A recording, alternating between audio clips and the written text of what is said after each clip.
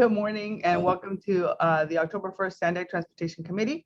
Before we get started, I want to make sure that we will be hosting simultaneous translation of this meeting into Spanish, and wanted to introduce our translator with Spanish language instructions. I'm going to call on Carlos and wait for his instructions. Thank you, Chair Vargas, and good morning. As was just indicated, we do have simultaneous interpretation available.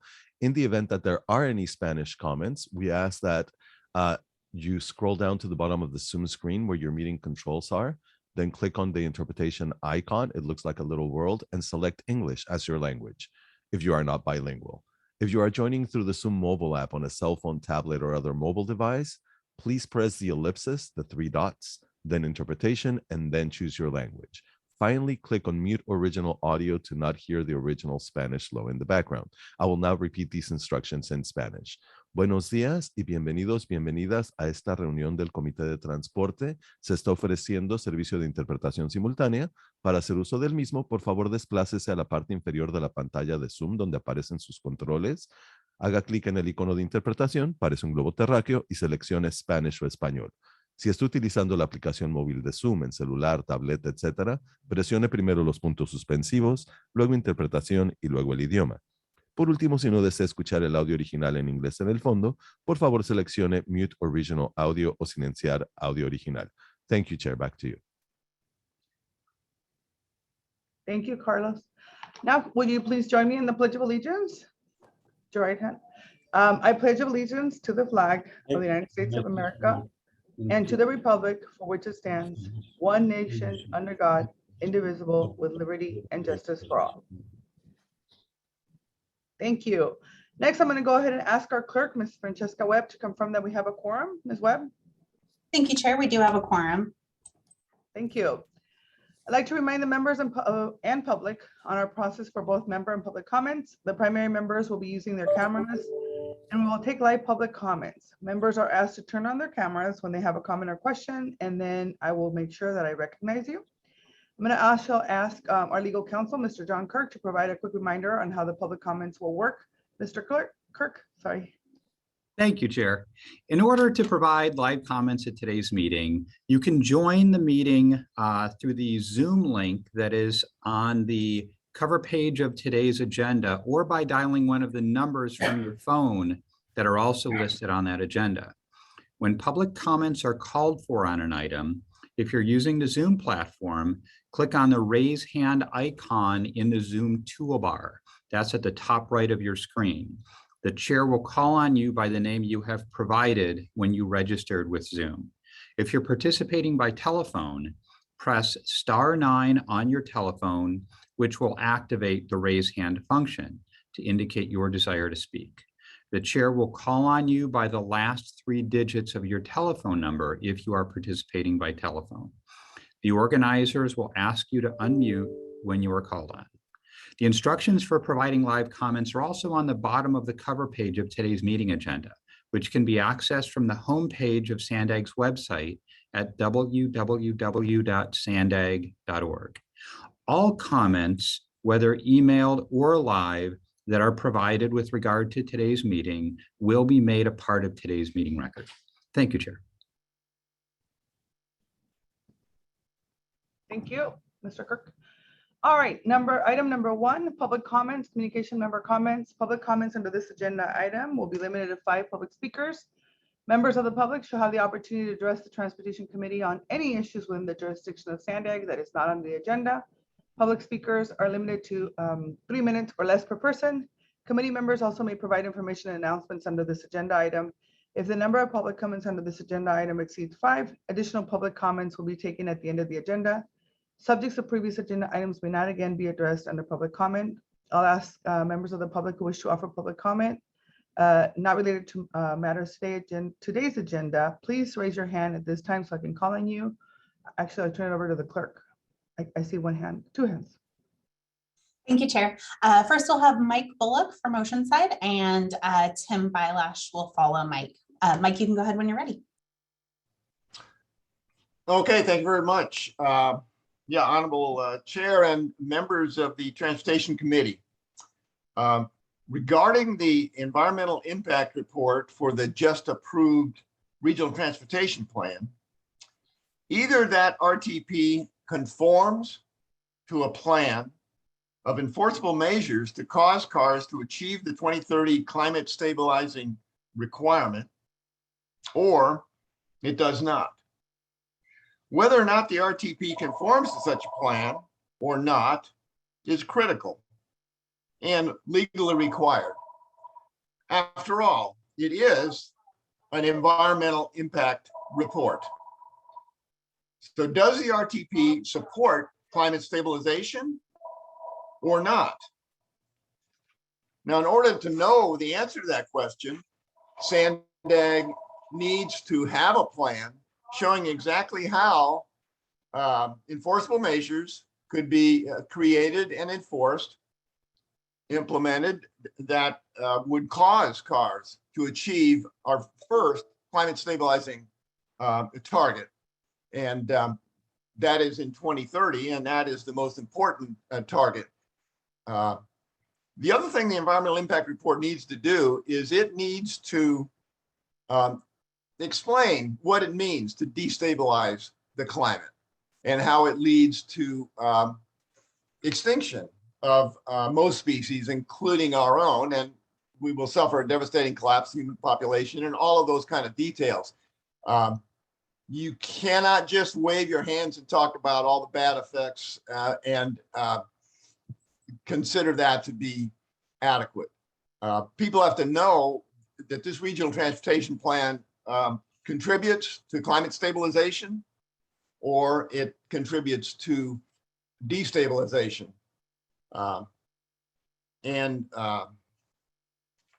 So that's mainly what I want to say. I also want to comment on the fact that I got a postcard from Sandag. I appreciate it very much, but it's not a wish you were here kind of a postcard. It's telling me that you're widening I-5, and that's unacceptable. You need to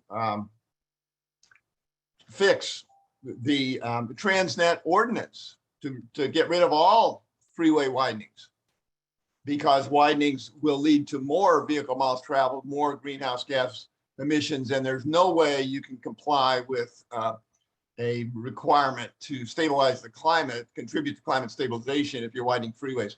Now, I know the contract has been let, the money is spent, the money is gone, but you need to stop that I-5 widening. Just leave it there. Just stop making the problem worse.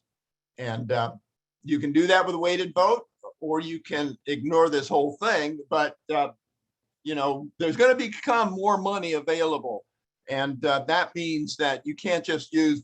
We have no. Thank you, Mike, and apologies for cutting you off there. We do need to move on to the next person.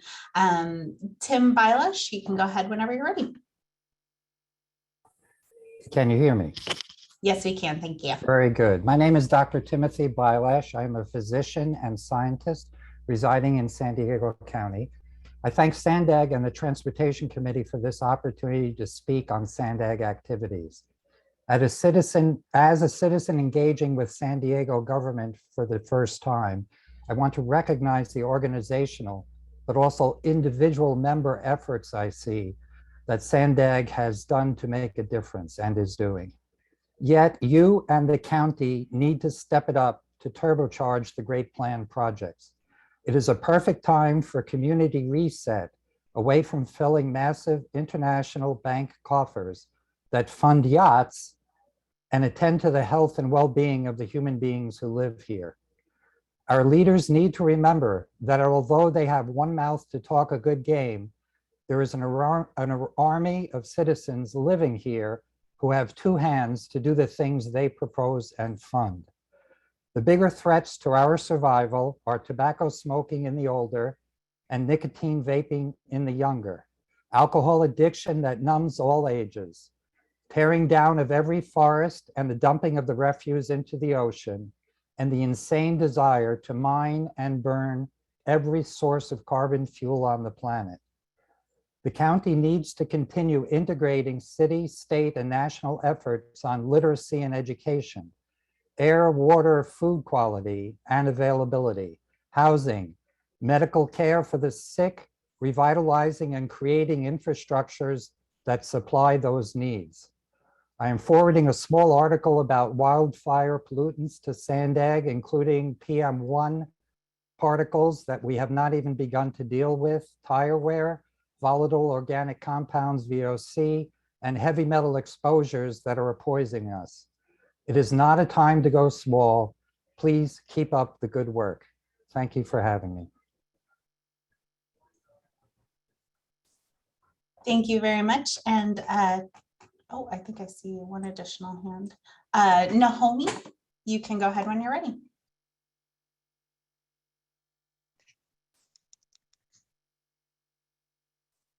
Hi, so my name is Naomi Sanchez. I live in Barrio Logan and I am a high school student. And every morning I take the bus and the trolley. It's like part of my daily life. And so in the morning, I actually go to the gym and I have to find a way to get to school. And I've been really noticing that most of the places that the spots are at sometimes are not the safest because a lot of people stay around.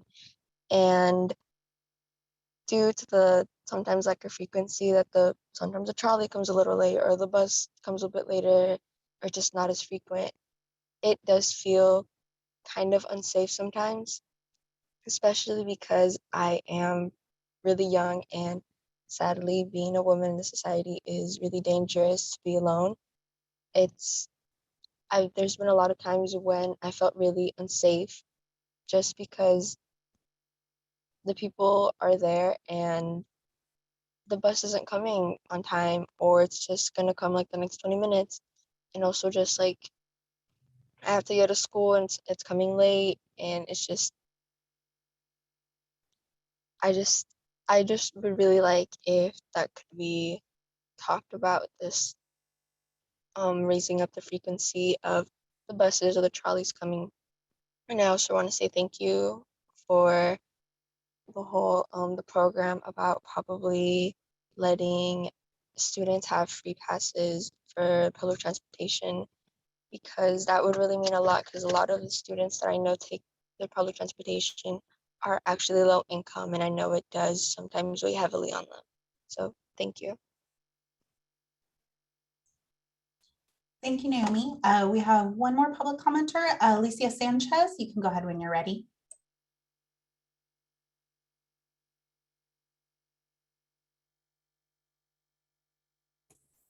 Buenos días, ¿me escucha?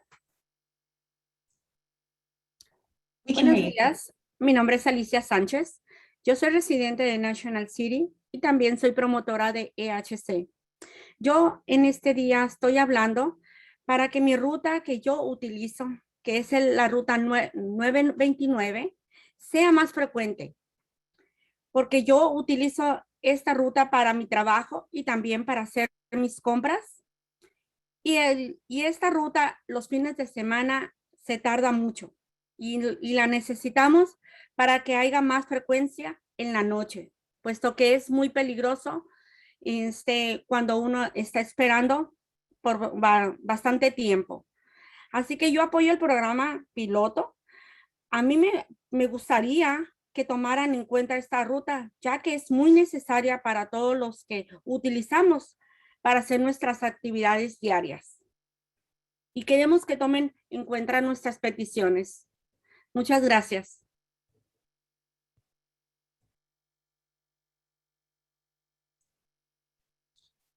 Thank you. And Chair, that does conclude the public comments. Thank you. Thank you very much, Madam Clerk. I am now going to turn it over to our Chief Executive Officer, Hassan, for his report. Hassan, good morning. Thank you, Supervisor Vargas, Vice Chair Campillo, committee members. Thank you very much. And Supervisor, thank you for taking my calls late yesterday. It's an important day for us today at this committee and moving forward. A few things to update the committee on. First, I was glad and happy to receive last week with some of our leadership, our second Vice Chair, Soto Vasilis, our Vice Chair of Transportation Committee, Raul Campillo, Council Member Andrea Cardenas, and Mayor Sergio Dedina. We received the Governor-elect of Baja California, the Governor-elect of Baja California, Marina del Pilar. And she came here to Sandag to the Vigil Lab. She toured the Otay Mesa 2. We really are glad to meet her, to talk to her about the binational relations. And to your point, Supervisor Vargas, that you raised with me, urged her to start looking seriously about continuing our rail services into Mexico. So glad to see her. Thanks for the leadership who attended that meeting. Also happy to say that our first Vice Chair, Mayor Gloria, second Vice Chair Sotala Solis, the Director of Government Affairs here at Sandag are in DC. Several meetings with Customs, with members of San Diego Congressional Association, with the Navy regarding the mobility hub took place, and again, a very fruitful discussion and moves the ball forward. On the 5 big moves and the regional transportation plan, I'm excited to tell you that we're in the last couple of months of work. Right now, we're doing extensive outreach. If you watch the last Petco Park ball games with the Padres, you probably seen a video that we're outreaching to San Diegans about the 5 big moves and the impact it makes. I want you to know that I've been in this business for many years, and this is a proud moment for me to see the staff here do an amazing reimagining of the future of transportation system. The extensive outreach will continue. I hope you become part of that outreach by talking about the 5 big moves, not in the manner of fear mongering and you know that some would say, but in the true reflection of what this plan will do to future generations. I also want to inform the committee that in the next couple of months, we'll be going to our board with budget amendment and regional transportation improvement program update. That update will look at reprogramming funding from existing projects that we think no longer needed or no longer have the ability to move forward. And we'd like to start working on programming funds for things like the purple line and the blue line. We're also next month going to put a request for information out for a connection to the airport and to the landmarks of San Diego County. This is what we mean by flexible fleet. Let me just repeat that our 5 big moves is 5 strategies. One of them is Transit Leap. One of them is going to build the future transit system, and the purple line and the blue line are front to center of that system, that I hope we will have the funding to move really quickly and not have to wait any longer. Otay Mesa 2, and near and dear to the chair here, to Supervisor Vargas, I think is moving forward as planned. We're still planning to open that facility September 2024. There were a high-level economic dialogue that attended by our Vice President Kamala Harris and the President of Mexico. That was on the agenda. And, so it's gaining the attention of our national leaders and Mexico's president. In the Del Mar reconstruction, we are moving forward with stabilization bluff phase 5. And I'm hoping that this will be the last temporary solution for this bluff. And finally, today you're going to be discussing one important item number 6. I want you to know that the 5 big moves is about making sure that the transportation system serves all San Diegans, especially those who has been ignored in the past. With that, I'll conclude my report, Supervisor Vargas, and I'll be happy to answer any question. Thank you, Hassan. It's indeed a wonderful, exciting day today. I'm going to go ahead and ask if there's any public comments. I think there's 2 comments. Madam Clerk? Thank you, Chair. I do see 2 hands up. I just want to remind members of the public that these comments should be related to the CEO's report specifically. If you have comments on another item, we'll take those at the time that item is presented. So first I see Delia Contreras, followed by Mike Bullock. Delia, you can go ahead when you're ready. Let me let her know because, señora Delia, soy Nora. Mire, el número del que usted va a hablar es el número 6. Si se puede esperar, yo le hablo cuando le toque su turno. ¿Está bien? Está bien, solo que no, mi computadora no está funcionando y no sé cómo hacerlo con el teléfono. No se preocupe. De todos modos, yo estoy al pendiente y le aviso cuando el número 6 sea. ¿Qué le parece? Gracias. All right. Bien. I'm unmuted. Ms. Contreras is speaking on number 6 because she's having technical difficulties, so she texted us. So we're I just informed her that she's gonna wait until after. So can you have the second speaker? Sure, of course. Thank you so much for the assistance there, Chair. Okay, Mike Bullock, you can go ahead when you're ready. Okay, thank you very much. As is always the case, it was a wonderful report. I'm sure I speak for a lot of people that follow our environmental crisis and transportation policy in saying that we are thrilled with the executive director that you hired, and we support him fully, and always look forward to his report. I want to comment a little bit about the rail service into Mexico and how that fits in with a very important part of the California Democratic Party platform, and that is the official policy of the California Democratic Party. And it says it supports a single system to operate roads, operate parking, and operate transit. And that's so that's all it says. Oh, it also says it will protect the interest of low-income users.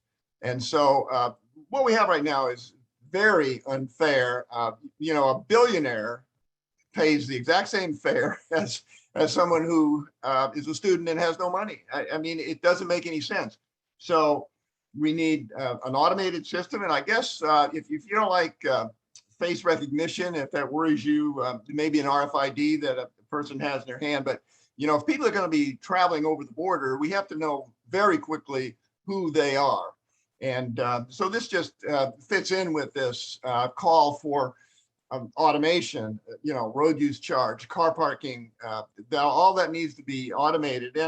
And I think that now that Sandag has a larger budget than they had before, which is very good because there's some really good work being done, and there's a lot of work that's not getting done because you can only do so much. But with the amendment to the Transnet ordinance, the money, I look for more good hires and more good projects along the lines of automation. Some people, when they get on the bus, they should be charged almost nothing. And some people, I'm a very fortunate person. I have a very nice pension, and I should pay more than the fare. I'm using the Sprinter every day to go swimming Monday through Friday, and it just amazes me how cheap it is. And given my circumstance, it doesn't make sense. And so these are, a number of things we can do with automation. And, the 5 big moves is about that. And that's why I'm thrilled with the potential there, but more work needs to be done. So I'm not going to use all the time, but almost all of it. So I'm sorry about that. But anyway, I appreciate the work of the executive director. Thank you, Mike and Chair. That concludes the public comments.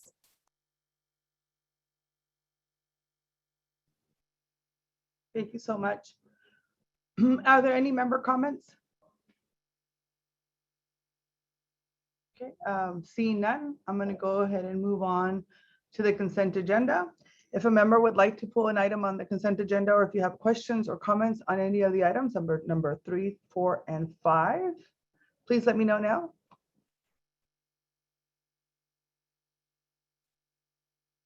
I don't, okay. Are there any public comments on the consent agenda? I Madam don't Clerk? see any hands, Chair. Okay. If there's no further discussion, may I have a motion to approve the consent calendar, please? So move Benelli. Zito second. We have a motion by Councilmember Benelli, and then Ito has second. Madam Clerk, can you call the roll, please? Thank you, Chair. For the San Diego County Regional Airport Authority, Bob Lloyd.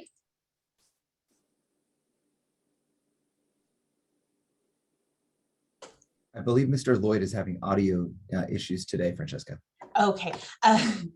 Bob, if you could put your vote in the chat for the record, I'll go ahead and record it that way. Thank you. And I'll read it aloud as well.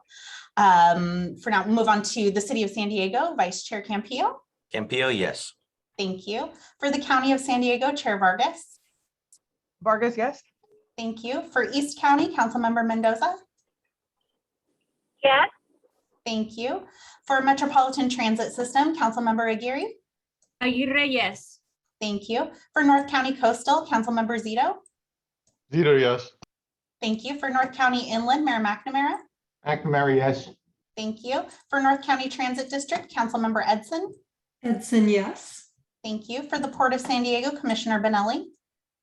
Benelli, yes. Thank you. And for South County, Councilmember Sankey. Sankey, yes. Thank you very much. And for the record, Mr. Lloyd's vote was yes as well, so that does pass unanimously. Thank you very much. Moving on to item number 6, it's the 2021 Regional Plan Early Action Transit Pilot. I'm going to turn it over to Hassan for our presentation.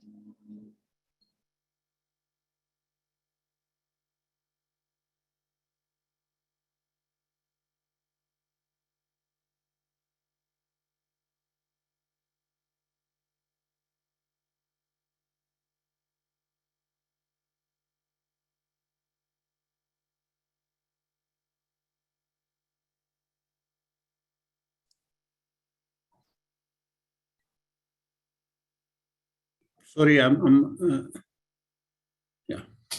There it is. Okay. Brian, you want me to speak first, or you're gonna do the presentation first? Yeah, no, go ahead, Hassan. Okay, thank you. Thank you, Supervisor Vargas, Chair Campillo, Vice Chair Campillo, members.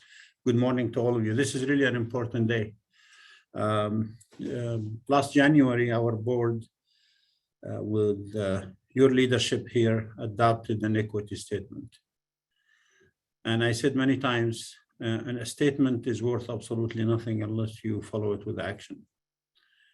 With the leadership of Supervisor Vargas and all of you and the social equity group, all the stakeholders, we're now trying to be true to what the statement says.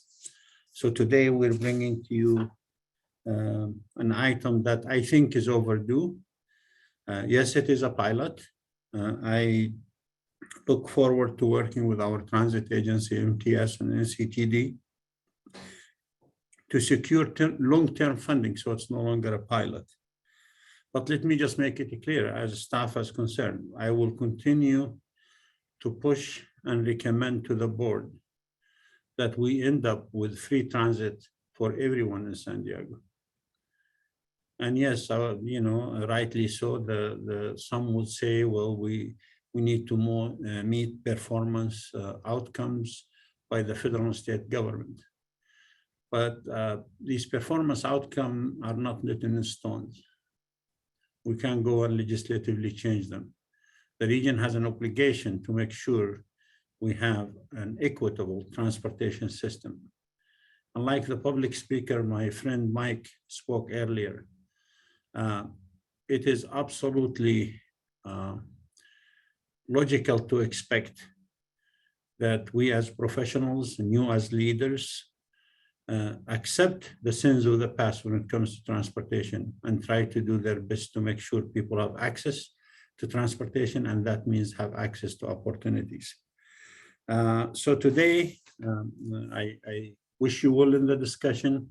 I want to thank the supervisor and Council Member Marino, who's the chair of the Social Equity, all of you, for making sure that we are true to the adopted equity statement. And with that, I'm going to ask Brian to go through the presentation, and then I'll look forward to the discussion. Thank you, Hassan, and thank you, Chair Vargas. Like Hassan mentioned, social equity is a key component of what we're doing at Sandag, and staff has heard that message, and that's what we're working towards. On the next slide, I'll show, this shows that our social equity commitment that we've promised. It shows at the beginning of the Transportation Committee meeting, and we've highlighted just a portion that I think stands out for what we believe in, and that's, we're working on developing that equity action plan that will inform how we plan, and we'll build projects and programs and frames how we're going to work with communities. So we've heard that message. And on the next slide, and also I want to point out that we also, during that time, the board voted on that in February. In the meantime, we received from the Transportation Equity group, the 10 transit lifelines, and I presented those to you at the last Transportation Committee meeting. And that pointed out a few of the things that they're asking Sandag to consider as we work through the regional plan and other projects. And we've taken that seriously.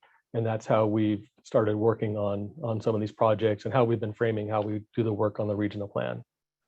On the next slide, I'd like to give a special thanks to the members and friends of the Sandag Social Equity Working Group. Since that Transportation Committee in July, when I presented, we discussed this a little bit. I took an item to them right after that. Chair Moreno from that group asked us to form a small group to meet as much as possible to talk about the things that we could do. And so this list of folks on this slide show the folks who have met. We've met 6 times since July. We've met every couple of weeks. They've been great, providing a lot of input and guidance to staff on what they would like to see with this pilot. MTS and NCDD staff were there as well to help provide guidance as well and offer suggestions and point out the things that are hard to do in a pilot, or the things that would take more time than you could do in a short term with the pilot. So like I said, this group is committed to continue to meet every 2 weeks for as long as it takes. So much appreciation to those folks. On the next slide, just pointing out that with the social equity and the social equity working group and the things we've heard from all our stakeholders, that's been how we've started to form what's in the regional plan. We for the first time have put fare subsidies in there, and as part of the 2021 regional plan's implementation items in Appendix B, a regional transit fare impact study has been identified to start as soon as possible. So that study would include evaluation of how fare subsidies would look for people with low incomes, students, seniors, and/or youth. And then we'd work closely with MTS, NCDD, and all our stakeholders to get to the final report on that. We've heard from MTS and NCDD's boards. They've expressed interest in learning more about fare subsidies as well. And so all of us are interested in getting these results, surveying our residents a lot more formally as part of a longer term study with that plan. Also in the regional plan, we have a lot of transit operating funds, and we've heard from the social equity working team that the more frequencies and more trips that are on transit, the more freedom that people can have. The longer service can last throughout the night, on weekends and weekend nights on core routes, the more availability people have to hop on transit more freely. We've proposed in the regional plan also that also our new services, the new rapids and the commuter rail lines, will also have high frequencies and all day service. So those are some of the things we've been hearing and putting into the regional plan. On the next slide, I'll just point out we were told by finance folks that we'd have a budget of about $8 million over a couple of years. So that's what our working group was working with to decide on how we could spend that in this short pilot, in this 1-year pilot. So we've identified the youth fares, and I'll get into those, and that costs about $6 million. And that leaves about $2 million. So we thought we'd put most of that towards transit improvements, which I'll talk about in a little bit. And then we also heard that it was very important that education and outreach through our CBOs occur with some of these funds. And then we've identified that we'd like to do a research study so we could show the benefits of that. And I'll talk a little bit more about that. So for this budget amendment and this item, it's just for FY22. That gets us through June of next year. It's just the 2.13 million of this total project, and the rest, the balance would be in our FY23 and 24 budgets as we finish out this pilot. The funding on the next slide that staff identified would be through our CMAQ, the Congestion Mitigation and Air Quality Improvement Program. And they would help us work to reprogram some funds that are not being used because a lot of what's been going on with COVID, a lot of van pool, carpool monies haven't been used. We're pushing out some other funds into other years. So there's no programs that aren't going to be funded through CMAQ. It's just pushing some things out and being able to use these funds in later years and fund this pilot right now. CMAQ has a goal of meeting air quality goals. And I think, from what we've heard for our social equity folks, that's important, that providing transit and getting youth onto transit and, later becoming lifelong transit riders would help get more folks out of cars. And that's one of the goals of CMAQ. So getting into the weeds of what we're looking at and talking about with our group, on the next slide, we show the concept, our first main concept, and it was free fares for youth. And so with the budget that we were told we had for this pilot, we saw that we could do for youth 18 and under for 1 year, provide free transit passes for all youth. That would be about $6 million based on our data from FY19, pre-COVID data, the same data we used to prepare for the Pronto system, fare change that we just did earlier this year. About 5.3 million of that in a year would go to MTS services, and the 0.7 million would go to NCTD services. And we'll work on the details with MTS and NCTD on exactly how to pass through that money and how this would look in the coming months. We did consider youth 24 and under, and that's a big thing that we've heard from a lot of our folks. That they want the free fare for that, because that would then include college students and kids just getting out of high school, starting to go to jobs and all that. But that would cost about $35 million a year. And for this pilot, we saw that just wasn't feasible in the short term. We'd also considered targeting the fares for social equity areas, underserved areas with folks with more low income, and realized that for this pilot in the short term, that kind of targeting would be a little harder to administer. And we felt that doing all youth throughout the region would be a good target. Some of the considerations that we heard from MTS and NCTD folks, we need to make sure that we can reimburse them fairly for the lost revenue for these fares, so they don't have to change any of their services.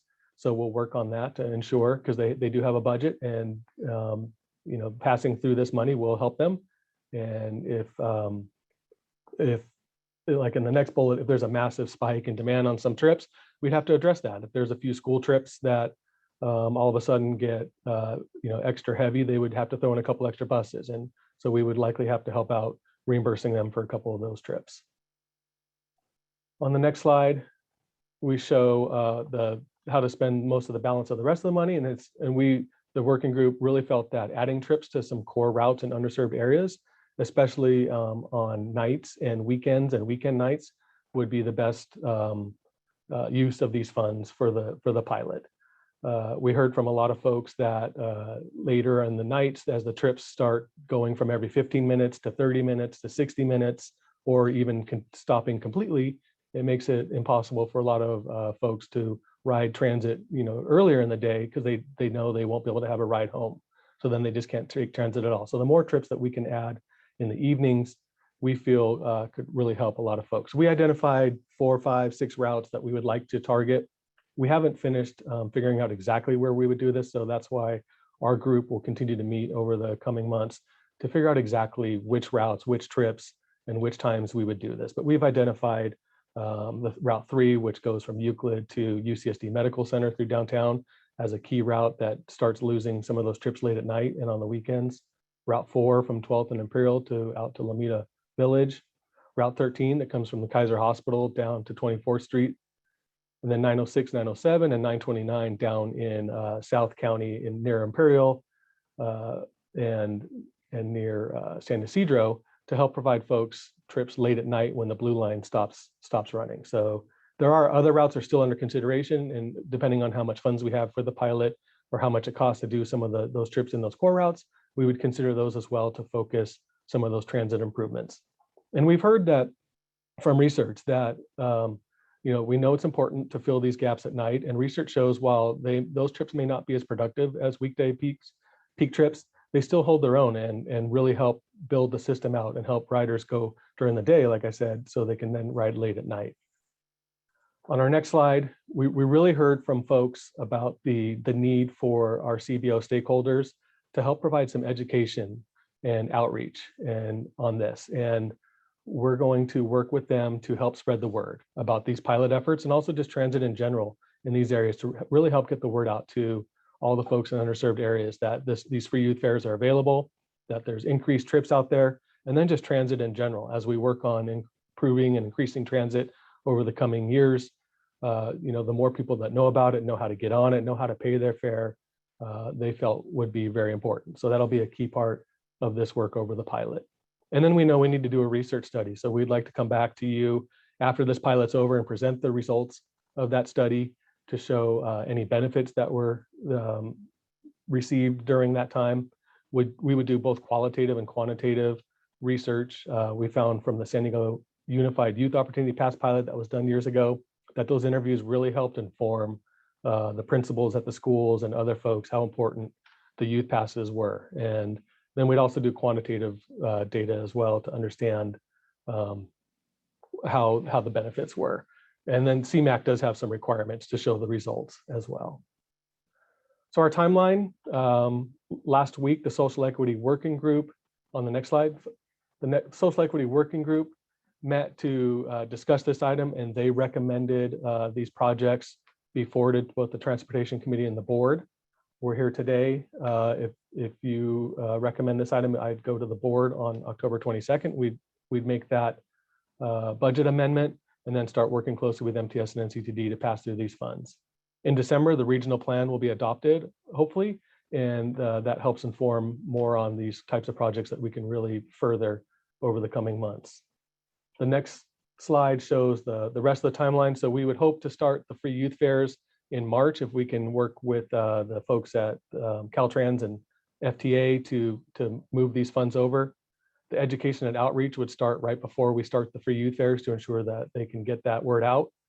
The transit services wouldn't start until next September. We need to, like I said, finalize those details on which trips we would change and then work with MTS to update their scheduling system and then update the drivers to get the shifts and get the buses out there for those trips.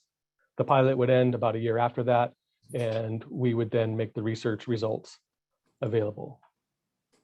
So on the next slide, our recommendation before you today is the Transportation Committee is asked to recommend that the Board of Directors approve an amendment to the FY22 budget program to 1, create a new overall work program, project number 3505000 for the Early Action Transit Pilot Project, and 2, program 2.13 million of congestion mitigation and air quality improvement funds to fund the project. And with that, I thank you for your time and be happy to answer questions. And let me just, Supervisor Vargas, thank you, Brian. If I just, for the committee's information. So Brian did indicate the reason we didn't go to the youth 24 and under, even though we think it's really important because of the cost. And reminding you that this is the first pilot and we're not gonna stop here. And as funds becomes available, as our partnership with the county moves forward, I think we're gonna consider other ideas like Brian said, but for now, I think for a start, it's good to start here and just get the ball rolling. Thank you, Supervisor.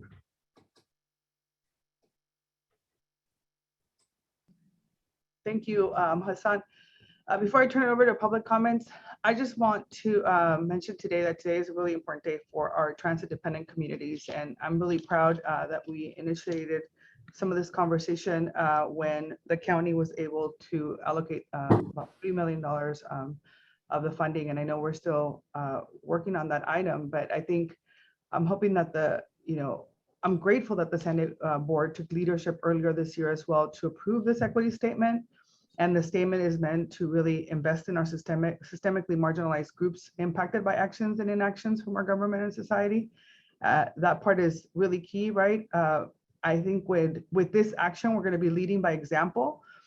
Today, as a transportation committee, we have the opportunity to make history and bring to life a key element and investment in transitioning our communities so that residents become lifelong transit riders, which is what we all want.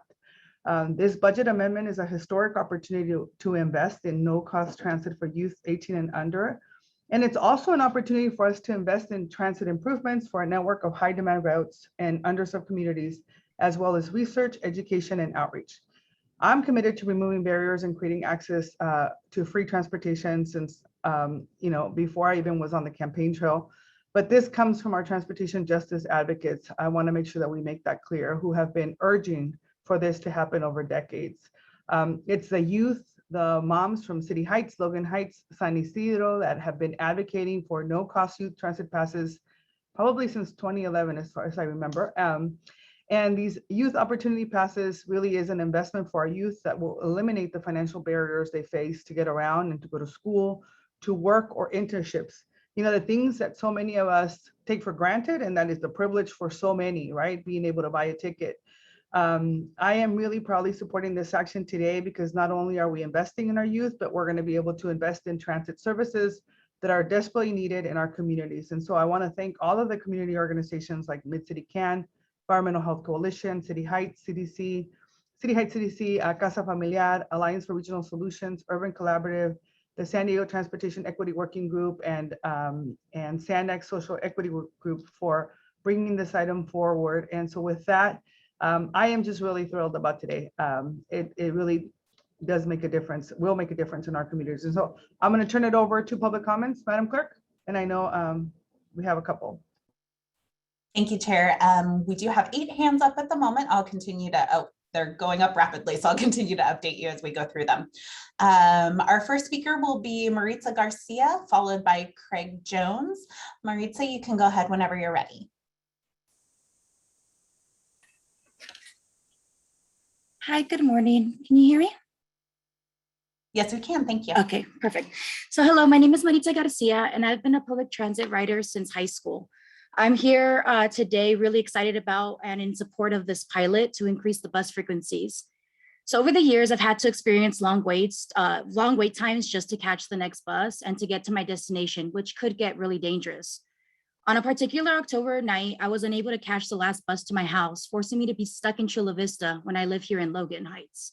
Not only did I have to wait several hours for the next day's bus to start, but the morning greeted me with road work that caused an even longer delay. Ultimately, the bus route was changed as an express route to 12th and Imperial, and I was forced to walk the 20 blocks home because no other bus was running yet. It was extra upsetting since the area I lived in allowed me to take either the 3, the 12, or the 929, and still I would have had to wait another 45 minutes before one of those came. The morning was dark and cold, and honestly, anything could have happened to me during that long walk. And as a woman, there are always more threats around the corner that we shouldn't have to face. Therefore, a higher frequency in service is desperately needed because no one should have to feel uneasy waiting for the bus or feel like they're risking their safety just to get to their next destination. Not only would this higher frequency feel safer for us, but it will also allow the bus to be more dependable, promoting a higher use from riders. So I'm really thankful for you guys to have this space and time for us to talk about it. And I urge you to consider the dangers involved in the waiting long periods of time for the bus. So the support for this higher frequency of services is very much needed. Thank you so much for your time. Thank you very much. Next, we'll go to Craig Jones, who will be followed by Maria Cortez. Craig, you can go ahead when you're ready. Thank you very much, Madam Chair and members of the committee. Appreciate the time here this morning. I am Craig Jones. I'm a representative from the Alliance for Regional Solutions, a member of the Social Equity Working Group, and it's been my pleasure to work with Brian and the subcommittee working on this initiative. The Alliance for Regional Solutions represents interests of North County, underserved populations in North County. I want to let you know that this pilot initiative would serve the interests of those underserved communities in North County.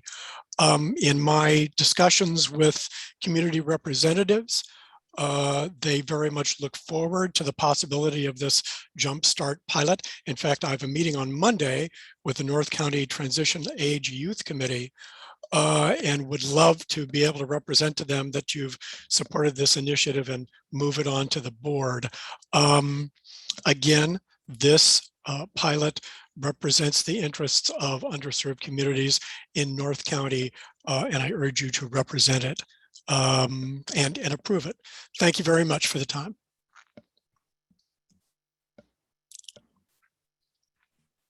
Thank you, Craig. Next will be Maria Cortez, followed by B. Mittermiller.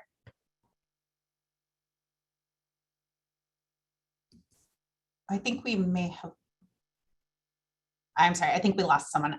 Okay, we'll move on to B. Mittermiller, who will be followed by Goyo Ortiz. B, you can go ahead when you're ready. Good morning, Chair Vargas, Vice Chair Campillo, and committee members.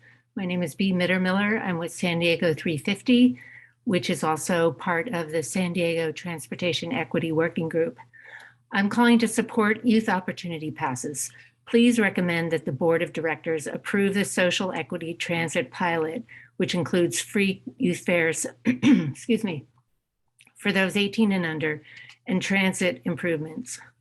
Given Maritza's comments that we just heard, this will be a life-changing improvement for those who are transit dependent and who fear for their safeties in the current atmosphere of how transit is run.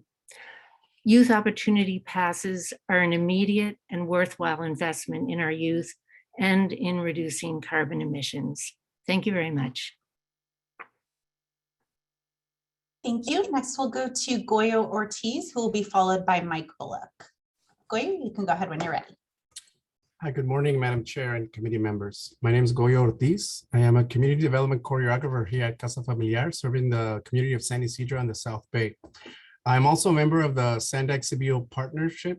And as Mr. Lanes mentioned, we are willing and able and more than happy to participate in the communication and information of any of the issues that are raised here. And specifically, we strongly support the youth opportunity passes and the extension of the routes, specifically the 906 and 907 in our community that our community uses on off hours, right? So this is why I respectfully request that you recommend that the Board of Directors approve a budget amendment for the 2021 Regional Plan Early Action Transit Pilot Project. Thank you for your time. Thank you. Next, we'll go to Mike Bullock, who will be followed by Delia Contreras.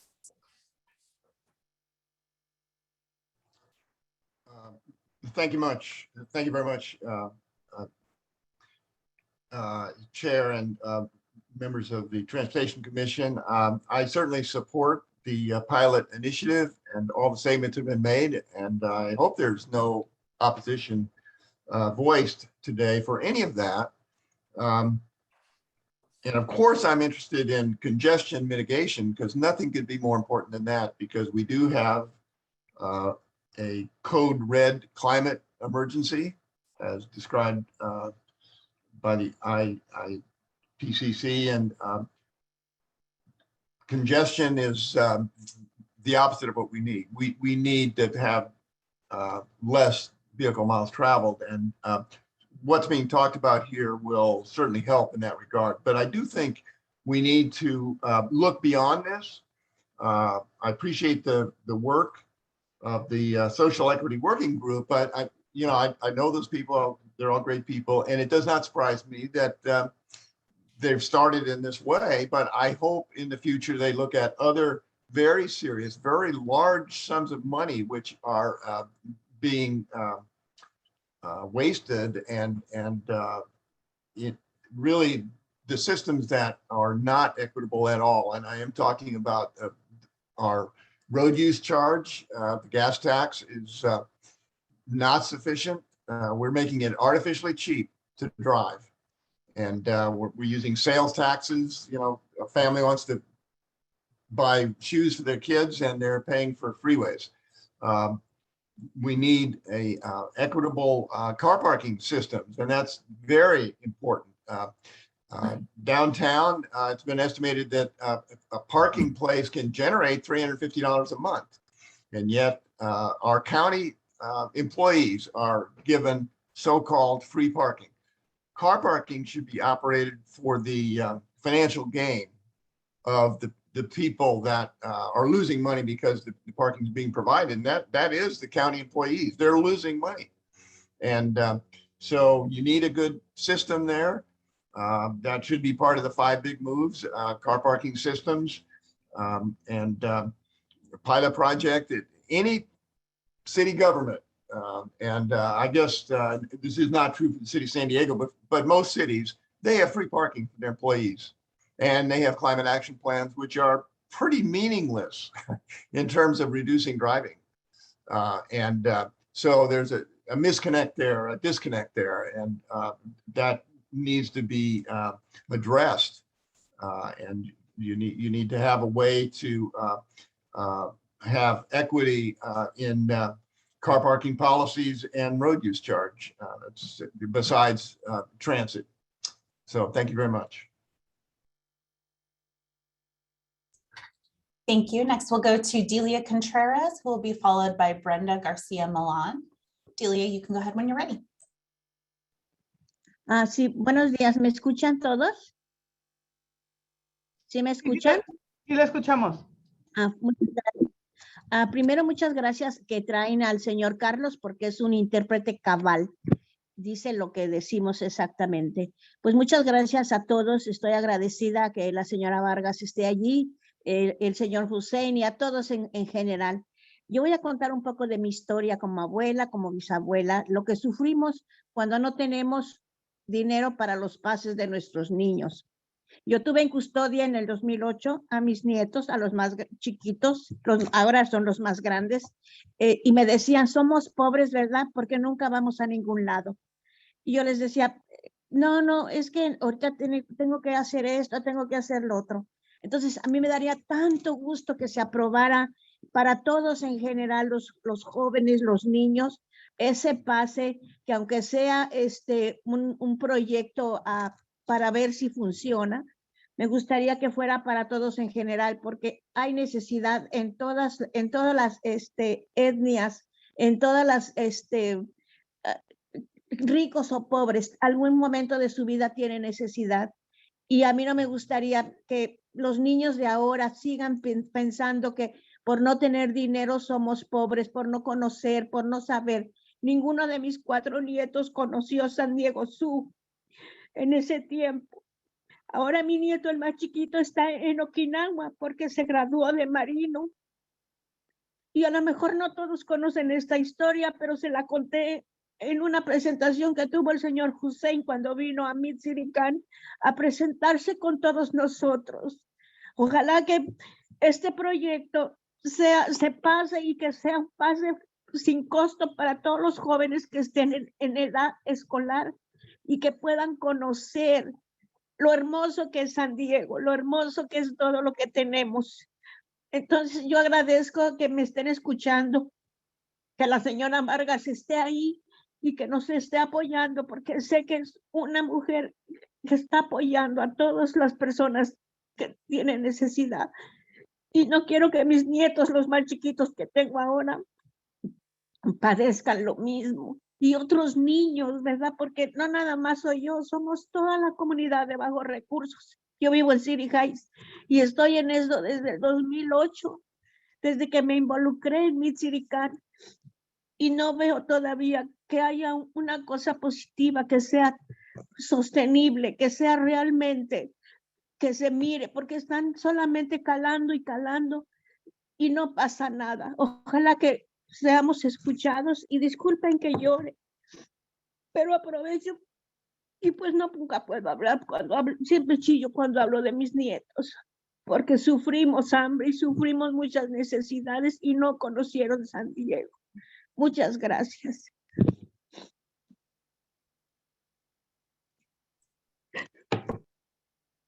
Thank you so much, Delia. Our next speaker will be Brenda Garcia Milan, followed by Noah Harris. Hi, good morning. My name is Brenda Garcia Millán, and I'm a researcher and policy analyst at Climate Action Campaign. I'm calling today to support the Youth Opportunity Passes. I've been a public transit user since I'm in high school, and I know that these passes would bring huge benefits to communities of concern. I think back to, to the time when I was in high school. I went to San Isidro High School, and, my parents couldn't afford to buy me a car. So I had to take buses and the trolley to carry on extracurricular activities like volunteering after school. So I know that, it would have been very beneficial to have those passes back when I was in high school. And I hope that young people today have that opportunity. And well, the other point I wanted to bring was that, San Diego is one of the most polluted metropolitan areas in the United States. And I think that these passes will promote transit culture, which we don't really have in San Diego. And that would be a really good way to help us reduce car dependency. I don't think that there should be young people driving to carry on essential activities. Yeah, hopefully these passes would help us increase transit ridership, and that would help us reduce greenhouse gas emissions in our region. Thank you. Thank you very much. We have 10 public speakers remaining. Next will be Noah Harris, followed by Kira O'Loughlin.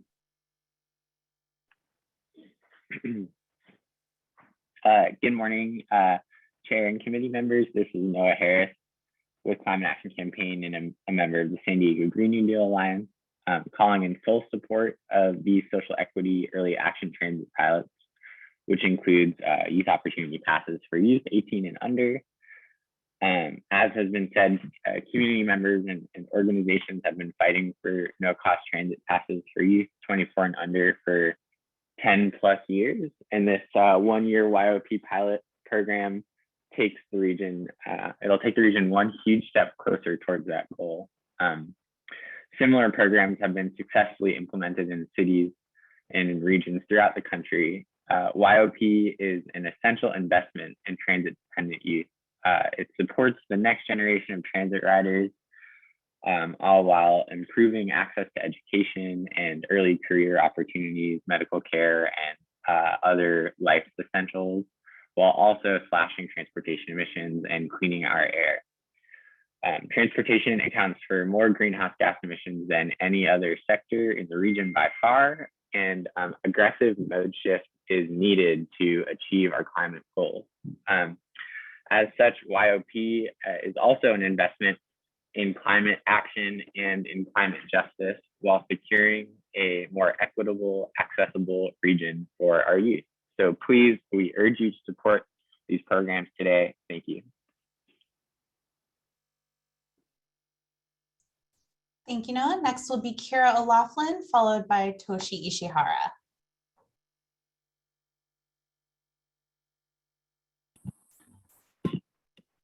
Good morning, Sandag Transportation Committee. My name is Kiara O'Loughlin. I'm a researcher and policy advocate with the Center on Policy Initiatives and the Transportation Equity Working Group. We're in full support of youth opportunity passes. For decades, the San Diego region has failed to prioritize transit. We have the opportunity now to change this trend by supporting youth in their economic recovery from the COVID-19 pandemic. We urge you to recommend that the Board of Directors approve a budget amendment for the 2021 Regional Plan Early Action Transit Pilot, which includes free youth fares for 18 and under and transit improvements. Youth opportunity passes help increase economic recovery for transit-dependent youth, form a transit culture and lifelong transit riders, connect youth to school, medical care, internships, jobs, and other opportunities. Similar programs exist with great success in Alameda County, Boston, San Francisco, Sacramento, and LA.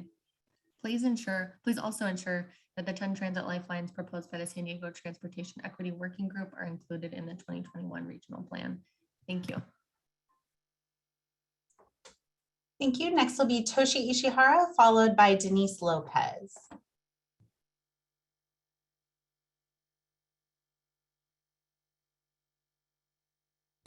Hello, can you hear me?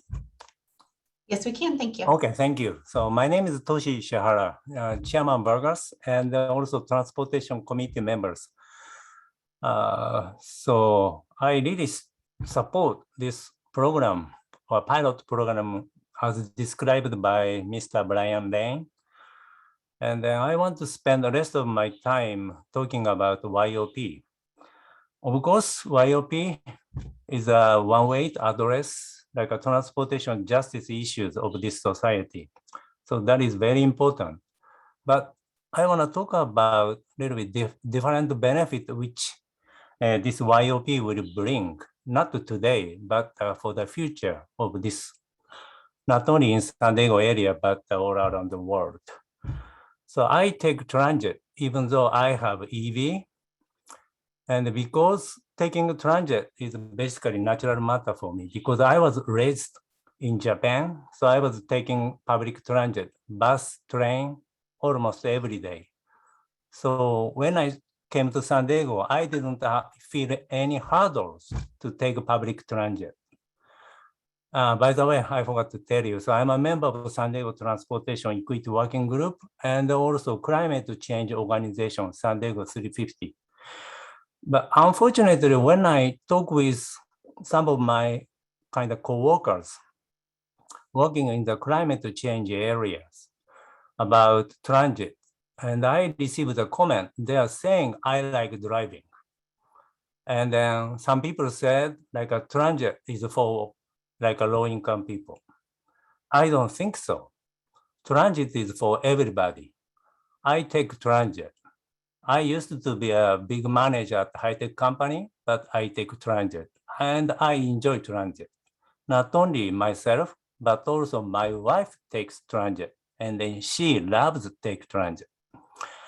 So what's important is like giving opportunity to younger people who will be able to basically change the culture of transit or transportation system in San Diego for next decade or next decades.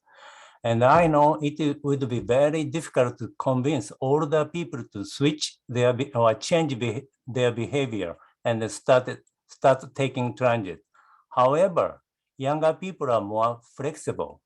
And if they give opportunity to experience and then taste the benefit of taking transit, how wonderful it is, I think we'll be able to create more transit riders and also reduce traffic and then climate change impacts. Okay, thank you. Thank you very much. Next will be Denise Lopez, followed by Ariana Federico. Denise, you can go ahead when you're ready. Okay. Sorry, I had a big morning today. Okay, good morning, Santa Transit Committee. My name is Denise Lopez. I volunteer with Mr. Decan and I support the Youth Opportunity Passes.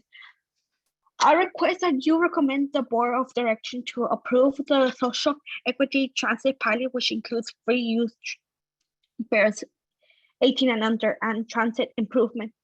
As a student that just started UCSD, I have seen the impact that we as students here see transit. As I see my fellow friends back in high school, I think that transit is always needed, as we all have to get around and be able to move around. Have been a transit rider since I was like 1 because my mom wasn't able to drive, and I had to explore San Diego with riding the bus, and the bus has been so important since I was a little kid because I was able to go anywhere. And with my brother that's autistic, we used to transit to get around to his therapies, his meetings, anywhere, even to the hospital for his treatments. And this will help take pressure away from the disability community, as some of the disability community are under 18 and that they need transit to go to their appointments with their parents, because it's very important to invest to our youth. It's so important to invest to our youth, as we are the ones that will be the next generation being able to use transportation. As I'm in UCSD, I'm advocating here with my own peers that we should be riding transit, and as transit is very important. So I would really like if you guys, as this pilot shows the benefit for the 18 and younger, I would really like you guys to push it to the 24 and down, because the disability community will need it, and the youth here have seen the necessary, as we have seen that we're not able to get our necessity here, and we have to travel outside our own campus, and the only way we use is public transportation. Please also ensure the 10 transit lifetimes proposed by the San Diego Transit Equity Work are included in 2021 regional plan. Thank you. Thank you very much. Next will be Ariana Federico, followed by Cindy Lynn. Hi, good morning, Chair Supervisor Nora Vargas, and to the SANDAG Transportation Committee. My name is Ariana Federico. I am a lead organizer at Mid-City CAN, and I am here with our transportation team improving transportation in City Heights, along with our ally organizations and our community members. I'm also requesting that you recommend as a committee to the Board of Directors the approval of the Social Equity Transit Pilot, which includes free youth fares, 18 and under, and transit improvements. So our H team actually calls the free youth fares youth opportunity passes. They are passes that provide opportunities for our young people to have access to just San Diego overall, to work, to internships, to more opportunities here. As someone who grew up in Southeast, I went to Gompers, and it was always a priority for us and a mission to make sure that we got a good quality education and opportunities, and really take pride of our community. I was able to participate as a young person in Southeast and overall in San Diego, attend meetings, also support my family. My mom was a working mom, full-time, day and night, and transportation really helped me be able to move out on my own. And that's the reason why I'm here to make a comment in support of the youth opportunity passes, because it is really an investment for all youth here in San Diego. It's great to hear that this is a pilot program in an effort to really see long-term change, because that is what we need here in San Diego. We need economic recovery for transit-dependent youth. We need to make sure that we're transforming what we have as a transit culture to making sure that we have long life transit riders. And just overall, really importantly, connecting young people to school, to internships, and just opportunities that they want to seek. When we give young people the tools for success, we are able to see that they're really able to immerse themselves in their communities. And just in addition, please ensure that the 10 transit lifelines proposed by the San Diego Transportation Equity Working Group are included in the 2021 regional plan. Thank you for your time. Thank you very much. Next, we'll have Cindy Lynn, who will be followed by Carolina.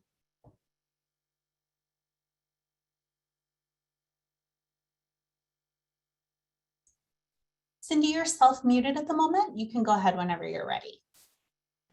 Oh, thank you so much. Good morning, SANDAG Transportation Board of Directors. Thank you so much for bringing this item to the community. My name is Cindy J. Lynn. I am a business owner in San Diego, and I'm here to represent Business for Good San Diego. We are a collective of business owners who are supporting policies that improve our people's health in San Diego and a sustainable future for our city. We strongly support the youth opportunity passes in addition to the added transit lines and route access. We request that you recommend moving this forward and adopting this particular item to support the social equity transit pilot project. I personally am a lifelong avid transit rider, but the truth is that the limited service and the transit lines and route access makes it really hard, not only for our community to really make this a viable option on a day-to-day basis, as you've heard, but frankly, it's particularly hard for businesses, including business owners and employees. We really need all San Diegans to increase ridership and reduce carbon emissions. We also need your support of this youth opportunity passes because it's a critical opportunity to start creating and building that transit rider habit that we so need to build a sustainable climate future. I also want to point out that there are very similar programs in other cities like Alameda County and Bay Area, Boston, San Francisco, Sacramento, and Los Angeles, our neighbor. And we really believe that this pilot project is a true investment in our city's future because there's economic recovery for transit-dependent youth. It's the forming a transit culture and a lifelong transit ridership habit. And it's connecting youth to school, medical care, internships, and other opportunities. But frankly, the other thing too is provide opportunities for businesses and customers to come together easily as a real viable opportunity instead of just depending on car economy. Please ensure that the 10 transit lifelines proposed are also included in the regional plan. We thank you so much for your time and we can't wait for this to move forward. Thank you. Thank you very much. We have 4 remaining public speakers. Next will be Carolina, followed by Randy Torres Van Vleck.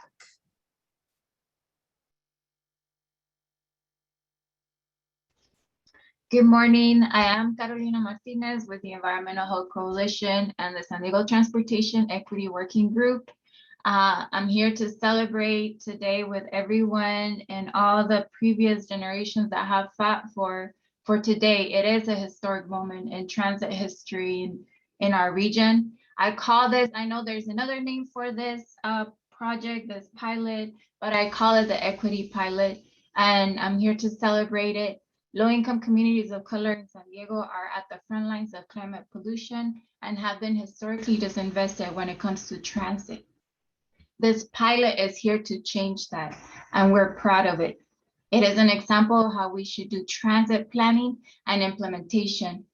It shows genuine involvement from stakeholders from the very, very beginning, not an afterthought like we always are, and solutions that we get to see and enjoy promptly, not in 10 years, 20 years, 30 years. Our communities have been hurting. They are hurting now and need solutions now. So let me just share a little bit about what we've been experiencing. Planners at SANDAG and MTS have done an exemplary job of engaging us in the process and providing solutions. So we are here to thank you for that. We're also thrilled about the YOP pilot. Free transit works. We see it over and over again that when fees are removed, ridership increases.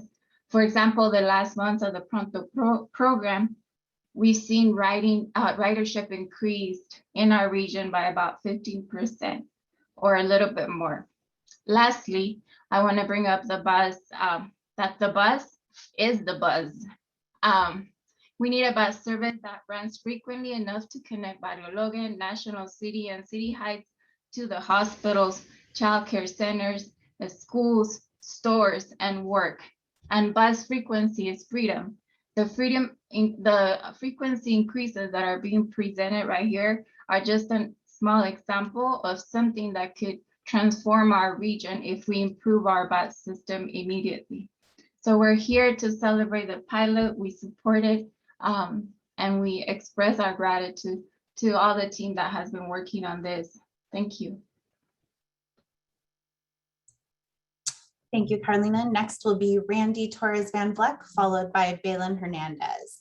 Randy, you can go ahead when you're ready. Good morning, Transportation Committee members, staff, and community members. My name is Randy Torres Van Vleck, Director of Policy and Planning at the City Heights CDC. We're members of the San Diego Social Equity Working Group and co-founders of the San Diego Transportation Equity Working Group. And we appreciate the opportunity to serve on the Transit Pilot Working Group. We are thrilled to be here today on this historic day that invests $8 million in mobility and opportunity for youth and later night and more frequent transit for communities who ride transit the most. Today's action built on the 10 years of organizing that started in City Heights.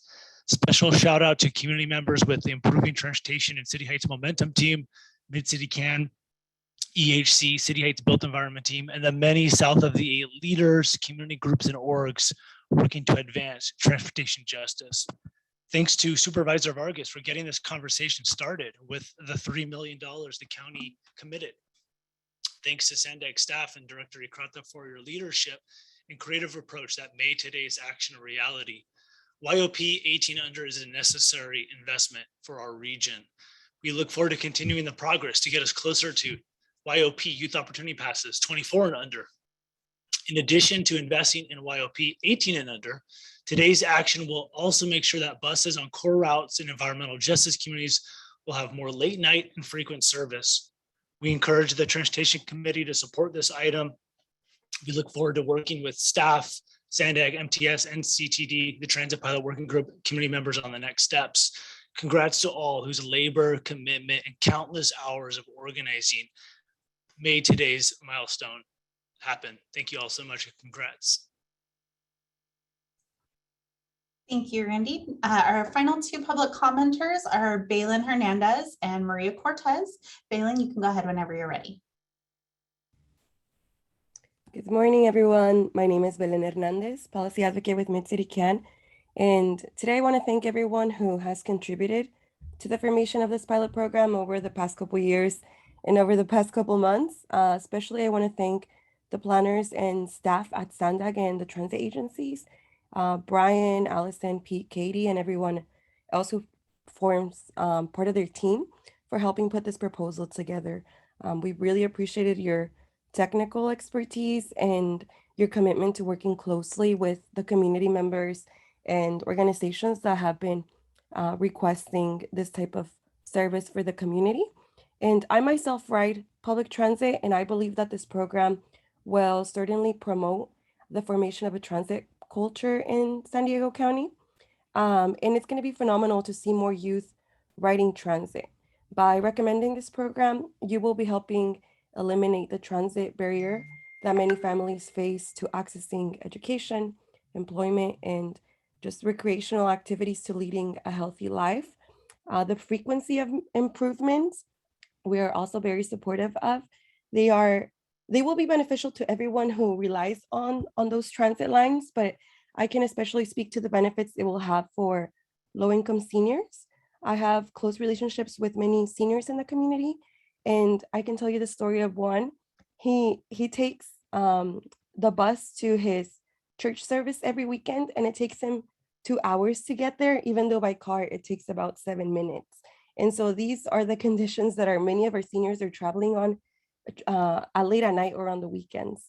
So for these reasons, I humbly request that you recommend this program for approval and that we see it quickly implemented. Thank you. Thank you very much. And our last public speaker will be Maria Cortez. Maria, you can go ahead when you're ready.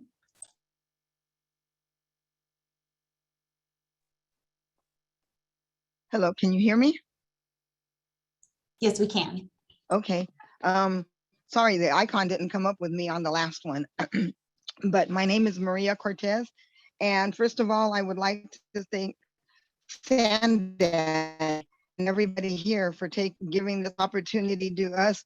Wow, I am so elated right now because I am one of the coaches from ITCH, Improving Transportation in City Heights. I've been working on this actually since 2008, but we really got it started in 2011.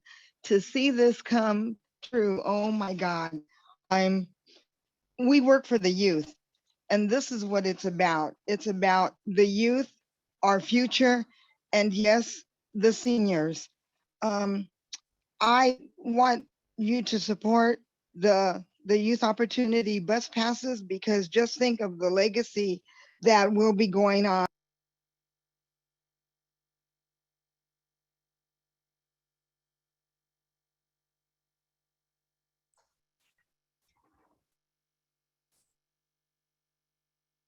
I think we lost Maria there. I'm sorry. Chair, that was our last public commenter. Okay, and if she comes back, we'll give her her time. Okay. I know we have a couple of members. Mr. Bonelli? Chair, I'm sorry, she did pop back up now if you'd like to wrap that up before we move on.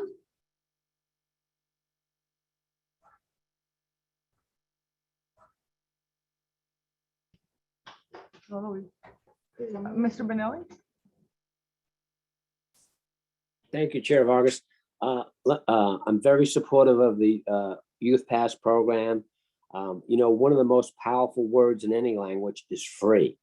What I'm hearing from folks, you know, across the board too, is, you know, they'd like more frequency and more service, especially early morning, late night hours.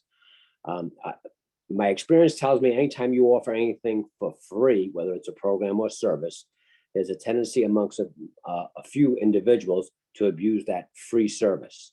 I was wondering, has staff done an analysis looking at if you charged on the Youth Opportunity Pass, say $5 a month or $2 a month on the Pronto card, would that make any difference in dollars to provide extra service in terms of either frequency or late night, early morning service?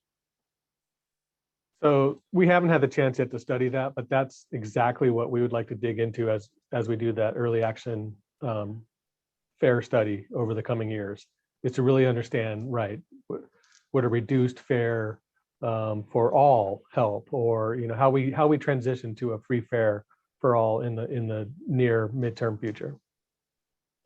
Thank you. And I just to add to that, Mr. Benelli, you know, I think it's we probably better off calling fareless transit as opposed to free, because nothing is really free.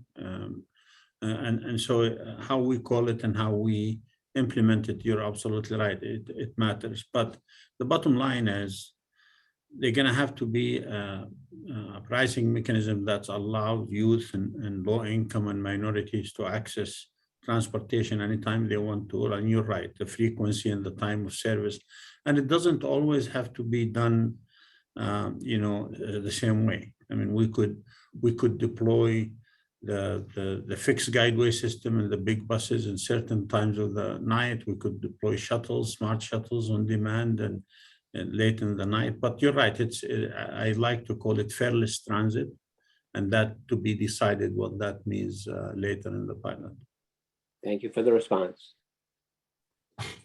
Thank you. Councilmember Edson?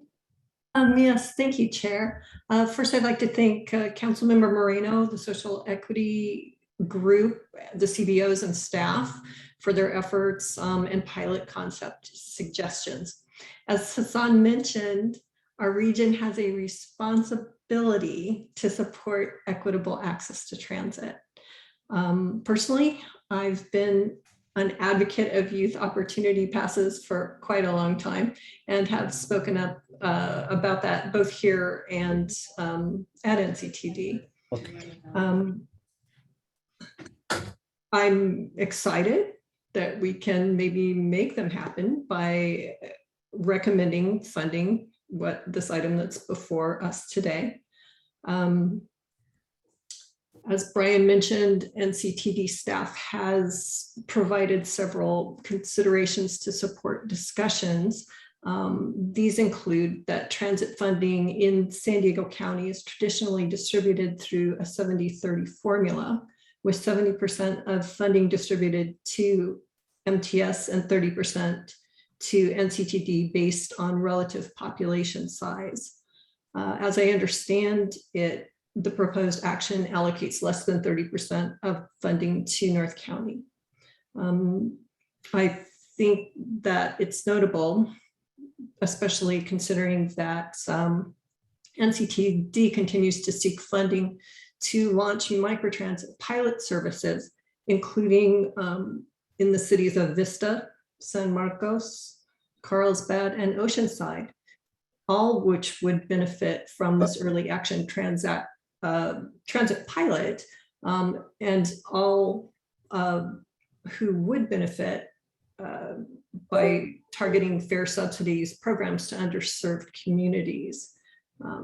Free use fares are proposed in March. I think it's begin in March. Until then, I think it's important to note that NCTD has reintroduced the Sprinter Breeze monthly pass which is available for $19 per month for youth passengers. So that's at least a start. And I do support this item, but hope that the traditionally equitable population-based 70-30 formula can be adopted. I was a transit-dependent kid growing up. I had working parents. I was latchkey. And so from junior high through college, I was on the bus. Thanks. Thank you. Councilmember Aguirre. Thank you, Madam Chair, and thank you, Brian, for the presentation, and special thanks to all the working group members for their hard work. I want to echo the chair's comments relating to the years of work from our community's transportation justice advocates and thank them for all of their work and celebrate this moment with you all. I support the pilot moving forward. I'm very excited to see increased operations for the recommended routes, especially the ones that serve workforce communities and that are transit dependent. As MTS's representative on this committee, I also appreciate the special considerations for the transit agency's potential increased costs. So thank you for that. Frequency is ideal, especially for our dense areas, but there are parts of South Bay, greater southeastern San Diego, and East County that have a hilly topography. I think studying the feasibility of micromobility and rideshare integration with MTS and CCD would be very helpful so that we can better understand how we incentivize multimodal transportation. I would like to recommend that staff keep emphasizing this in its research as we prepare the early action plan following the regional plan update so that we address the feasibility of mobility hubs related to first and last mile trips, especially along the blue and orange lines. Lastly, I would like to recommend we include the 933, 934 route serving Imperial Beach. IB is a workforce community where the vast majority of our working families commute to job and education centers up north. I can speak to this from personal experience. I was transit dependent for many years while attending college and working 2 jobs while putting myself through school. So I know how big of a difference increasing the frequency of buses can make, especially on weekends when an already spaced out bus schedule is delayed. And it could really mean the difference between you keeping your job or not. So it's great that we're looking at that. And I hope that we can include the 933, 934 as well. And that's it. Thank you, Madam Chair. Thank you, Councilmember, and duly noted on your comments and requests. Vice Chair Campillo. Thank you, Chair. Just first of all, thanks to the Sandag staff and the Social Equity Working Group, including my colleague, Councilmember Vivian Moreno from District 8 for working together to bring this item forward today.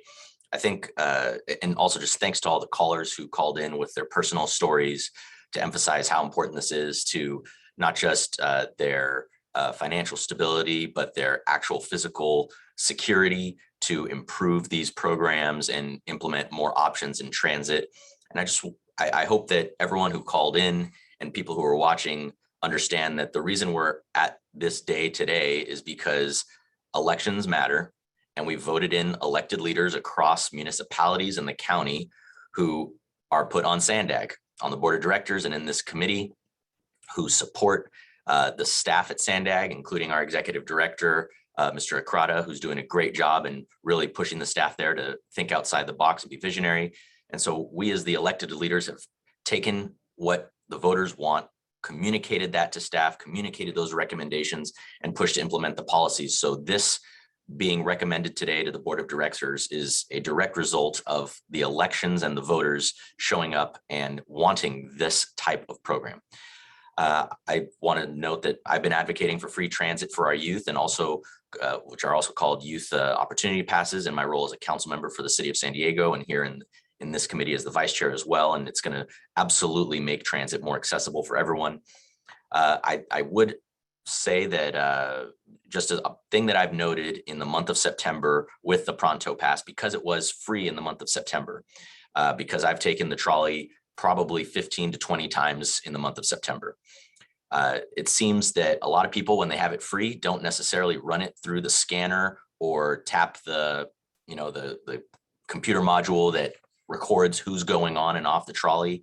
And so I think that for the research that we are and the data we're going to need to make this not just a pilot, but turn it into an actual program after it's successfully been run, we need to encourage youth who do get a free pass to actually scan their Pronto Pass as they get on the trolley. Obviously, when you get on the bus, you're walking past the driver. And so there's more of a mechanism to check that people are actually using it. So I want to encourage staff to think of a way that we're going to push youth in the direction of actually scanning it. Because if it's free and they can just jump on, they don't have that same mechanism to make sure they're actually doing that. And then we lose out on all that data. Maybe we need to have some sort of raffle or lottery for anybody who has a youth pass, and they scan it, their name gets entered in something and they get some sort of prize. I don't know what it's going to be, but we want to make sure people aren't just saying it's free, jump on the trolley. There's no ramification for not actually scanning their card. So just a thought based on what I've seen from users of the Pronto Pass this last month. Do have a few questions about the program. Thinking about the CBOs that are going to be chosen for education and outreach, from staff, how do we, what sort of protocol do we have for selecting CBOs to help us with that? So we're not 100% sure how that'll work out, but we have as part of the Sandag Regional Plan Social Equity Working Group, we have selected CBOs and they're on that group, but their contracts are expiring shortly. So we're gonna have to figure out exactly how we do a fair competition to find those CBOs and make sure that that money's spent wisely. Just Vice Chair Campillo, we're very open to ideas. I mean, obviously, we want inclusion and participation, and we want meaningful dialogue. So we're very open because, like Brian said, we're about to start that process again. And I would love to hear ideas from the members about how best to reach the community and be inclusive in the process. Excellent. Well, I appreciate that, and I'll make sure that I reach out after the meeting, and we'll think together on that. Another aspect, in terms of the outreach, is there a plan in place for making sure that that outreach is done in a vast number of languages other than English? Absolutely. And actually, at one point I will present to the TC, we have an extensive outreach in the 5 big moves in both English and Spanish, and depending with the community and maybe other languages as needed. But our outreach has taken a whole new route in the last couple of weeks. And as I told the committee, if you watch the last 3 games at Petco Park, you've seen the outreach play out there at the park. We're doing community and we'll open to ideas community cleanups. We started one, we're going to start in every region. We were willing to participate in any community events that outreach to the community. But yeah, again, the outreach of just having a meeting with 20 people is not really an outreach. We need to reach more of the community, and we're working on a plan. Robin, who's doing the communication now, at one point, I'm going to have to present to you the plan that we have and get some suggestions from you. Excellent. Thank you, Mr. Ekrada. My last question is about the sort of the direction of the outreach. Because in San Diego, we have school choice. There's many students and youth who attend schools that are not located in their residential community. In particular, with District 7 in the city of San Diego, I know that at Patrick Henry High School, and there's many students who attend that high school but don't live in the immediate area. I know we have a lot of students who come in from City Heights, and so is the idea behind promoting the Youth Pass going to be going through schools so that all youth are familiar with it and the opportunities there? Or is it going to be more directed towards particular residential areas where we know individuals tend to rely more on public transit? The reason I ask this question is because I've mentioned this on occasion, that we really want to change the culture amongst young people to understand and value public transportation. And I think we miss an opportunity to really get the idea of the value of public transit if we don't cast a very wide net.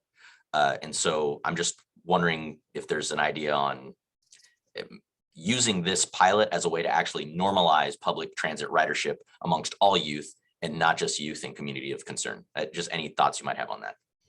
Yeah, definitely. You're echoing what we heard from our working group members. Well, and that was the whole reason they wanted this education and outreach, is they really want to get that word out. So, you know, they'll get it out to their areas and work on all the other areas. And they've even, they were pointing out to us to talk to the folks who did that Youth Pass pilot a few years back.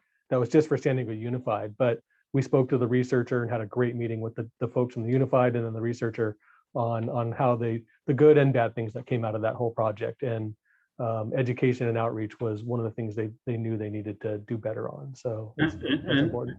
Yeah, and just to add to what Brian's, sorry. I'm sorry.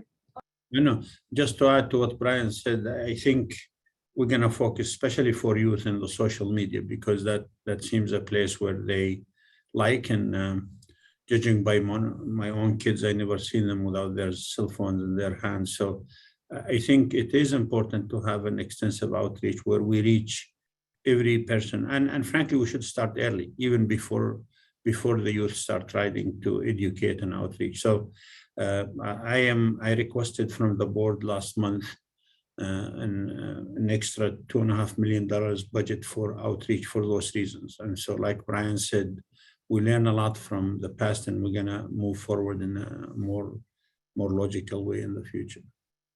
Excellent. Well, I really appreciate your answers on that. I just wanted to say also thanks to the callers who just one more time who really called in and gave their personal stories. And I think Denise Lopez, who called in and was really giving a powerful statement on why we need to invest in youth. Just wanted to give her a shout out because I thought her story was particularly strong, and all the different points made by all the callers, really this equity on environmental issues, on financial issues, education issues, everything is wrapped together. So I really appreciate all the social justice, environmental justice, economic justice advocates. Similar to what Chair Vargas said earlier, they've really done a great job bringing this to the forefront, and I want to thank them again. Chair Vargas, I don't know that we've had a motion yet, but if has there been a motion? If not, I would like to recommend recommend that we pass this on up to the Board of Directors for their October 22nd meeting. Okay. We have a motion. I'll second that motion. Councilmember Mendoza. Good morning. Well, I feel like Vice Chair Campillo just took all the words out of my mouth, so I'm just going to ditto pretty much everything he said. But I do want to say, you know, I represent the East County here, and as you all know, the Orange Line is very popular. We have, putting my Lemon Grove hat on, we have 2 stations here in Lemon Grove that are very actively used. And they are, as the Vice Chair mentioned, one of our elementary schools and our only middle school are about a block from our downtown Orange Line station. And I see parents getting off with school children every day, walking their kids, and parent, you know, so parents aren't letting, and as a parent, I would do the same thing. So the parents are riding with their children to get them to school, and then the parents get back on the trolley and go to work or back home. But this will be, I'm sure, such a godsend for these folks that this is their only way. Public transportation is their only way to get their kids to school in the morning. So anyway, I just want to say I fully support this, and thank you. Thank you, Councilmember Mendoza. I know Maria's, I think do we have another member? Supervisor, I don't think so. I think it's only, I'm sorry. If there's no members, I just giving the comment from many. Give me one second, Hassan, because I think we have one okay, go ahead. public member that's still missing. Is that okay? Go for it. Yes, thank you, Chair. Maria Cortez, I see still you have your hand up. We can give you the rest of your time that had not expired if you'd like to continue with your comments. So you are self-muted at the moment. You can go ahead and speak whenever you're ready. All right, thank you. And hopefully I won't get disconnected again. But this is a historic moment for us here with Mid-City CAN and with the San Diego City Heights Development Corporation, who has been very much involved in support with us. Just think today, a historic moment where the youth can go ahead and go to school, can go to a medical care, internships, and other job opportunities. This is what we were fighting for. And also for the seniors. Wow, what a great opportunity for us. And I also would like to make sure that you ensure that the 10 transit lifelines that the San Diego Transportation Equity Working Group has been doing. I think this is a great opportunity, and just think, our students could someday be one of you guys up there and could say that you guys had a chance in helping them lead to their job educations. Just think what a great moment that would be. I just want to say thank you so much, and wow, this is something to me. It means a lot. And I just want to say this is a step in the right direction, and we have the right leadership finally after more than 10 years. This is a step in the right direction. And also the purple line, woohoo. I am flabbergasted here right now. This is what it's about. The youth is our future. Just think, we'll be lowering gas emissions. We will be lowering vehicles on the freeways. We will be having lifelong bus riders, which I am also one of them too. I know what it's like. And to give the opportunity to not just the kids in City Heights, but throughout all of San Diego. This is something awesome. I just want to say thank you so much. And wow, I've had the hardships also when I was a youngster. So I just want to say thank you, and wow, great leadership. We are the pilots and we are in charge. Thank you. We love your enthusiasm, Ms. Cortez. Hassan, and then I'll turn it over to Vice Chair. Yeah, I appreciate the comments, and Supervisor Vargas, appreciate your leadership. This is an important day. And Maria, when I met you, I said, I think things will be different, and I hope we're just starting the process. Hearing from the members, actually all the members, the Vice Chair, Pamela from Imperial Beach, Mendoza from East County, I think the thing that came out is a desire to have staff further investigate a first and last mile of the blue and orange line and all this lines. So if you want to consider adding to the recommendation, all that's in the recommendation, plus staff coming back with ideas on the first and last mile, I think that would be a good thing for staff to come back to you with. Sounds good. Do you still have your hand up, Vice Chair? Okay, go ahead. And I think Councilmember Mendoza also has her hand up, but I'm not sure if it's from the last comment. Thank you, Chair. My staff is telling me that in your comments at the beginning, you said the words that you recommend this action. So if the clerk would correct the record, Chair Vargas made the motion in her comments, and I would happily second them. So let's have the record reflect that. Thank you very much, Vice Chair. And I just want to clarify, should I add the first and last mile onto the recommendation as well? Was that part of the motion or not? Yeah. That would be up to Chair Vargas to say. Yes. Okay, thank you very much. I was looking at Hassan. Yeah, we'll have staff come back to you on the first and last mile, the orange, the green line, and all the other issues, frankly, that you rightly so discussed. I thought many good points were brought. So thank you for adding that. And thank you, Vice Chair Campillo. I'm going to go ahead and turn it over to the clerk. We have a motion and a second. Madam Clerk. Okay. Thank you, Chair. For the San Diego County Regional Airport Authority, Bob Lloyd. Lloyd, yes. Thank you. For the City of San Diego, Vice Chair Campillo. Campillo, yes. Thank you. For the County of San Diego, Chair Vargas. Vargas, yes. Thank you. For East County, Councilmember Mendoza. Mendoza, yes. Thank you. For Metropolitan Transit System, Councilmember Aguirre. Aguirre, yes. Thank you very much. For North County Coastal, Councilmember Zito. Zito, yes. Thank you. For North County Inland, Mayor McNamara. McNamara, yes. Thank you. For North County Transit District, Councilmember Edson. Edson, yes. Thank you. For the Port of San Diego, Commissioner Benelli. Benelli, yes. Thank you very much. And South County is absent. Councilmember Sankey had to leave to catch a flight, but he did indicate his support for the item in the chat. So I just wanted to note that for the record. And the item does pass with those members present. Fantastic. So I just want to say thank you to our members and thank you to the SANEC staff and also to the committee that worked so hard to really bring this forward. You know, we are still the largest county that hasn't invested in opportunity for youth, like Sacramento, LA, San Francisco, Alameda County. And so they've a lot of the other counties have taken the lead and eliminated barriers for youth. So I am thrilled that this is the first step that we're taking to make sure that we're headed in that direction.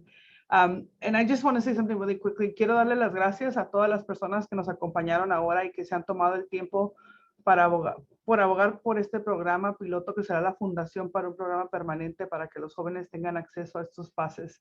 Es sumamente importante y solamente es la primera fase. Para nosotros es importante también que las personas que tengan de 18 a 24 tengan la oportunidad y esperamos que eso sea parte del plan regional. Entonces, seguiremos abogando por eso. I just, you know, this I think will bring immediate change to our communities once we're able to roll it out. This win is for all the years of advocacy our communities have had to endure. I understand there are some funding restrictions for this regional plan early action transit pilot, especially for the no-cost transit youth. However, I want to make sure that it's on the record that I don't want us to move away from the need we have to invest in our youth 18 to 24, and I hope that we can do that with our regional plan. In my